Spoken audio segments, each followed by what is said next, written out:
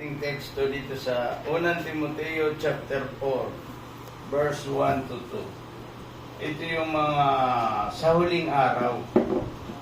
Ito yung mga huling araw na mangyayari sa mga tao. 1 Timothy chapter 4, verse 1 to 2. Ganito po ang sinasabi ng 1 Timothy. Maliwanag ang sinabi ng Espiritu. Sa mga huling panahon, iiwan ng ilan ang pananampalataya. Susundin nila ang mandarayang espiritu at ang mga aral ng diablo. Dahil sa panlilinlang ng mga sinungaling na ang mga budhi may tatak ng pagiging alipin ni Satanas. Ito yung mga taong manlilinlang o maaaring mandaya sa atin. Kaya purihin natin ang Panginoon. Dalangin ko ngayong umaga na pagpalain tayo ng mga salita. Ito ay manalangin. Dakilang Diyos na makapangyarihan ng iyong mga salita. Ay pagpapalain mo ngayong umaga. Ako'y dalangin ko na ito ay mapasailalim ng iyong kapangyarihan. At ako'y tago mo sa iyong banal na likuran, maging aking mga kasama, samahan niyo po kaming lahat. Sa ngalan ni Jesus. Amen. Dito binibigyan tayong lahat ng mga Kristiyano ng babala. Babala ito sa atin. Na sabi niya dito, maliwanag na sinasabi ng Espiritu na ang mga tao at ang mga ilang sumasampalataya na sa ating Panginoon ay sasama siya sa mandarayang Espiritong nagbibigay ng kaaliwan sa kanyang buhay. Kaya minsan dito kung ang pananampalataya natin ay hindi naman matibay, ay ito ay maaaring madala. Kaya mandarayang Espiritu ito na kung minsan yung ano ba yung ating mga dati nang ginagawian ng mga kasalanan, kailangan nating iwasan yun sapagkat yun ay maaaring makapandaya sa ating mga buhay.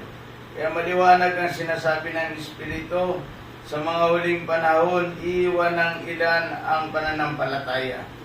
Susundin nila ang mandarayang espiritu at ang mga aral ng diablo. Matindi ito hindi lamang doon sa pananampalataya kay Kristo, nandoon na sila, pero sabi dito, susundin nila ang mandarayang espiritu na ito ay mga aral ng mga demonyo.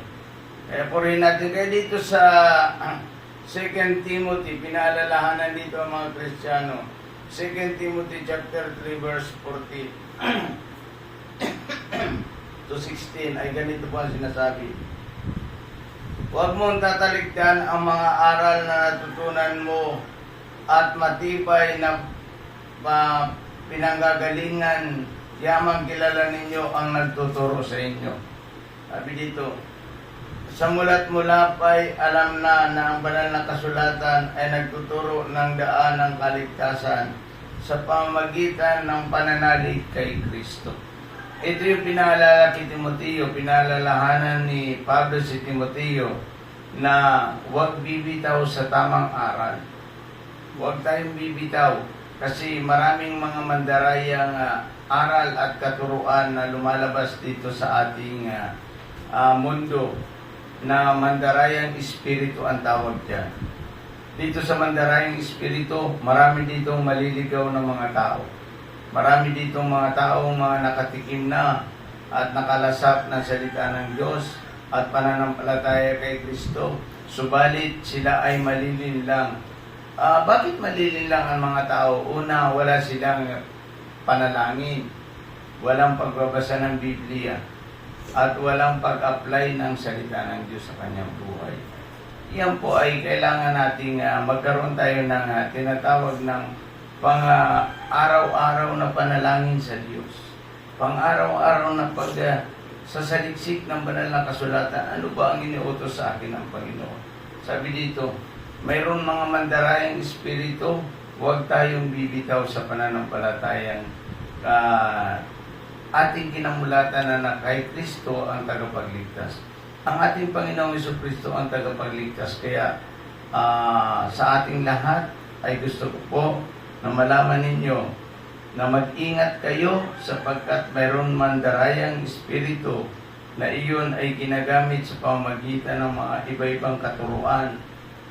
Pero sabi dito ni Pablo kay Timoteo ay huwag mong tatalikdan ang tamang aral. Na ang aral ng banal na kasulatan, iyan ang nakapagliligtas dahil sa pananalig ninyo kay Kristo. Huwag nating tatalikdan ito. Huwag nating tatalikdan ito. Sapagkat maraming mandarayang espiritu na lumilitaw ngayon.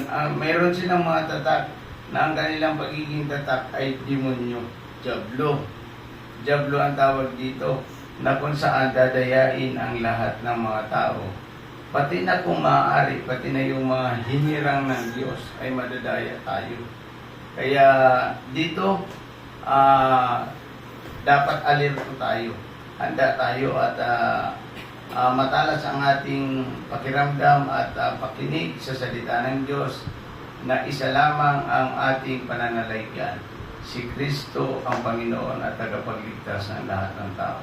Purihin natin ang Panginoon. Gusto ko pong bigyan ng emphasis itong ating mensahe ngayon sa 1 Timothy chapter 4 verse 1 to 2 na sabi dito ay mag-ingat tayo sapagkat marami ang mga mandarayang espiritu na ang tatak ay diablo, ngayon ang mandadaya sa lahat ng mga tao.